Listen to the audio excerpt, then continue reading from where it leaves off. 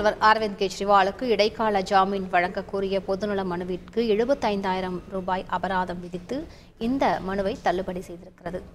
முழு விவரங்களை செய்தியாளர் வெங்கடேசன் வழங்கி கேட்கலாம். வெங்கடேசன், வணக்கம். வெங்கடேசன், டெல்லி உயர்நீதிமன்றத்தின் உத்தரவு குறித்த முழு விவரங்கள் வெங்கடேசன்.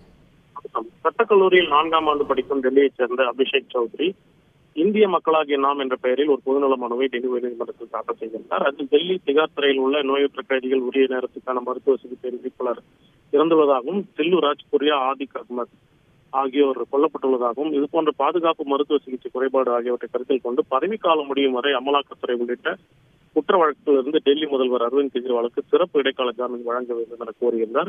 இந்த பொதுநல மனுவை டெல்லி உயர்நீதிமன்ற பொறுப்பு தலைமை நீதிபதி மன்மோகன் தலைமையிலான அமர்வு விசாரித்தது. இந்த பொதுநல மனு விசாரணைக்கு உகந்ததல்ல என தெரிவித்ததுடன் நீதிமன்ற காவலில் உள்ள அரவிந்த் கெஜ்ரிவால் ஜாமீன் கோரி மனு தாக்கல் செய்ய சட்டத்தில் இடம் உள்ளது என்று தெரிவித்து மனுதாரருக்கு 75,000 ரூபாய் அபராதம் விதித்து உத்தரவிட்டுள்ளது.